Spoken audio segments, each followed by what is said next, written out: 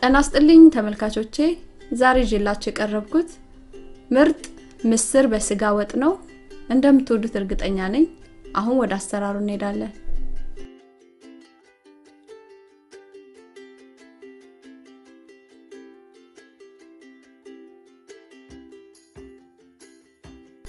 ወጡን ለማዘጋጀት የሚያስፈልገን ሽንኩርት ነጭ ሽንኩርት ዝንጅብል ስጋ ምስር ዘይት ቂቤ በርበሬ መከለሻና ጨው ናቸው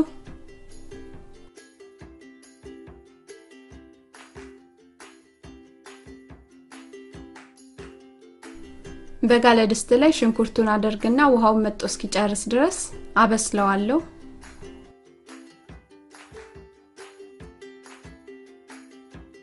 ሽንኩርቱ በራሱ ውሃ እንደዚህ ብስል ካለ በኋላ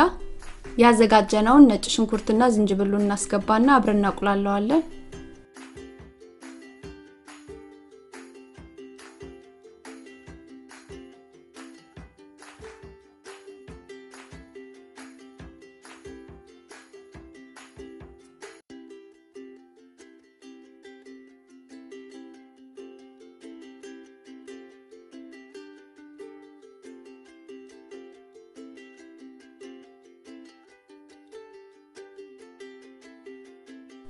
አሁን ደግሞ ዘይቱን አስገባና አብሬ ጠብሰዋለሁ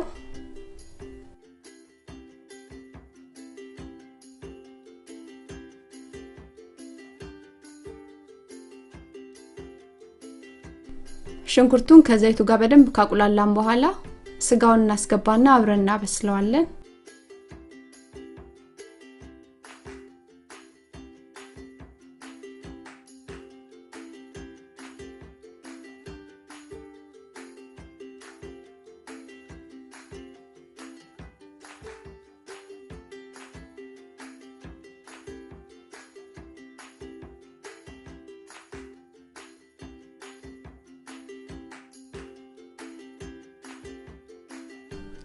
ስጋው ከሽንኩርቱ ጋር እንደዚህ ጥብስ ብሎ ከበሰለልን በኋላ በርበሬ እናስገባና አብረን እናቁላለዋለን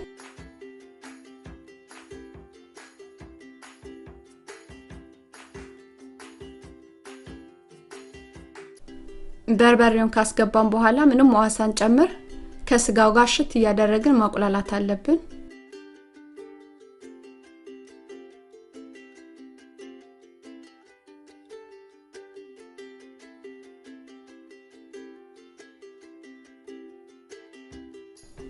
በርበሬውን እንደዚህ በደንብ ካቁላላ ነው በኋላ ውሃ ጠብ ያደረግን ደግሞ እናቁላለዋለን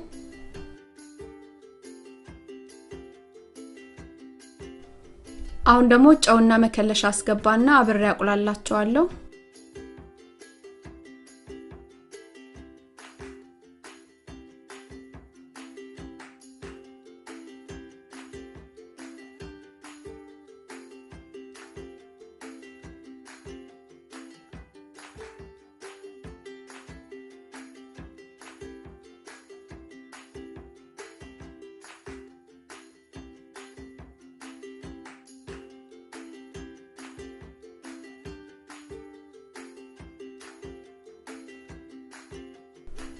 እንደምትመለከቱት ስጋው ቆንጆ ሆኖ ተቁላልቷል አሁን ደግሞ ያዘጋጀውትን ምስር አጥቤ ያስገባዋለሁ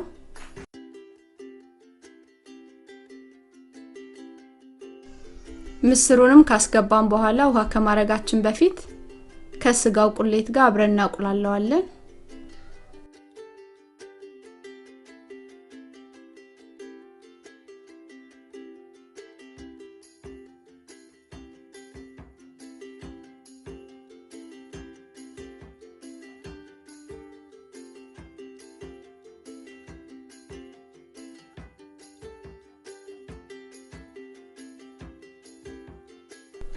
ምስሩንም እንደዚህ በደንብ ካቁላላ ነው በኋላ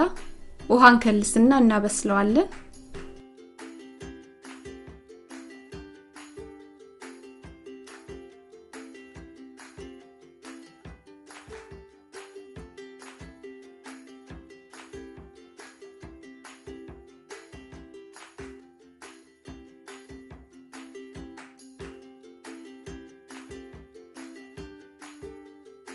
በመጨረሻም ቅቤን አስገባና ከእሳት አውጣዋለሁ